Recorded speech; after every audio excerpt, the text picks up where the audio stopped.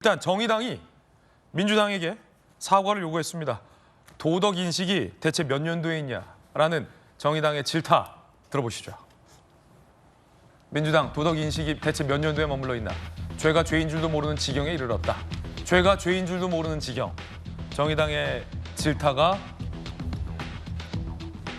나왔습니다.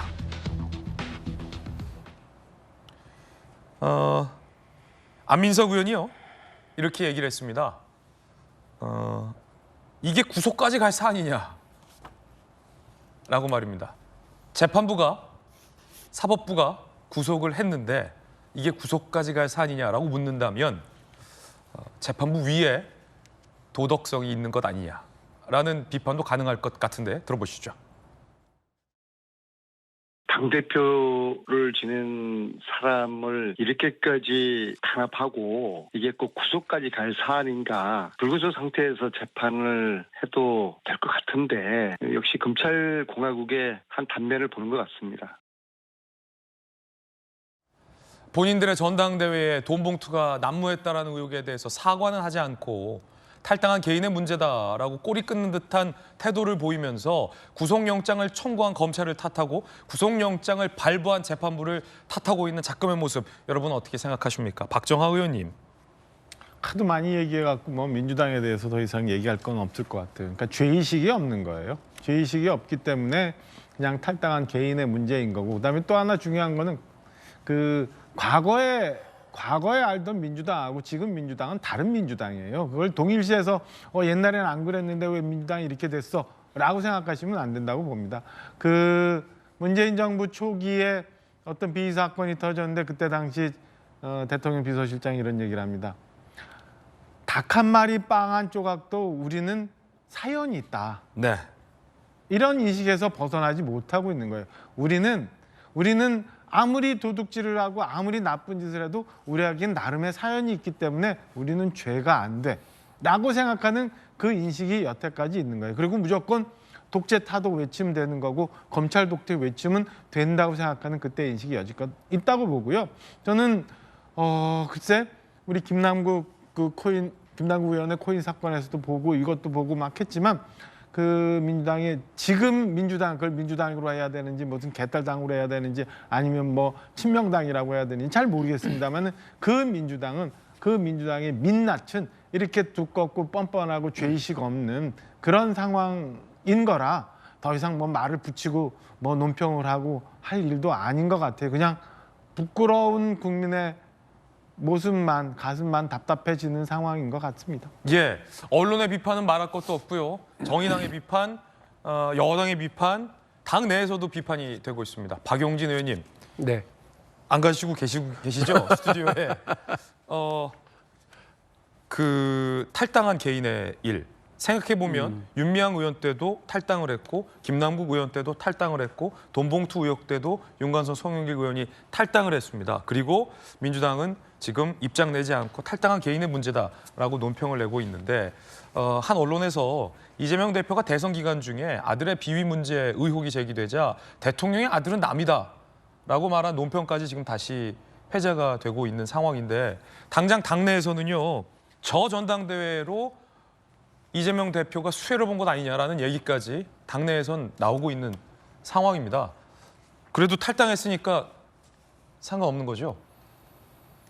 어떤 문제가 있을 때 그 개인들이 탈당을 하게 되면 그거는 본인이 그 당에 누를 끼치지 않기 위해서 할 수 있는 최소한의 조치로 우리가 이해를 하지, 그 당과 혹은 그 조직이 아무 문제 없다라고 이야기할 수 있는 근거가 되지는 못합니다.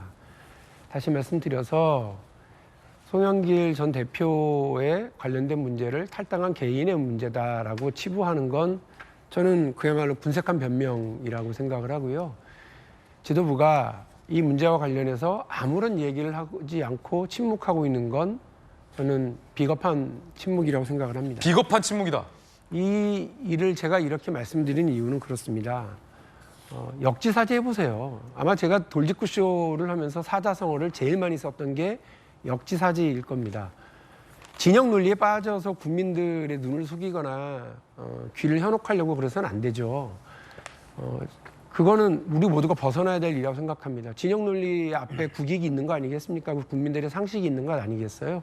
근데 거꾸로 얘기해서요. 국민의힘의 김기현 전 대표가요. 전당대회 과정에서 돈 뿌렸다고 치자고요.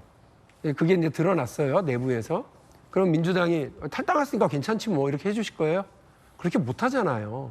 우리가 남한테 요구하는 조치에 대해서 우리가 요구받는 것에 대해서 뭔가 답을 해야 된다고 생각합니다.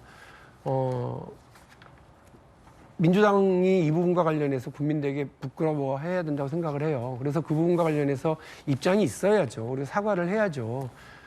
비록 최종적으로 사법부의 판단이 내려진 건 아니죠. 그럼에도 불구하고 일단 죄와 관련해서 여러 가지 소명되고 의심들이 확인된 상황이라고 한다면 민주당은 그 부분과 관련해서 사과하고 뭐 또 국민들에게 밝힐 건 밝혀야 된다고 생각을 하는데요.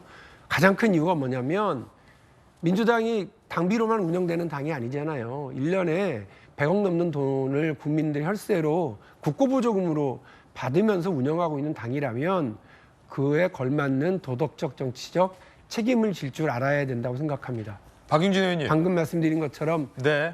저는 국민의힘이 이런 일이 벌어졌을 때 똑같이 요구할 겁니다. 박용진 의원님. 네. 비겁한 침묵이라고 지도부를 향해서 돌직구 날리셨습니다. 이재명 대표가 왜 방금 말씀하신 그러한 침묵을 한다고 보십니까? 뭘 말하기 참 난감한 일들이 많아요. 당대표를 하든지 정치를 하면서 피해가고 싶은 자리가 많죠. 제 이 자리가 지금 피해가고 싶은 자리예요.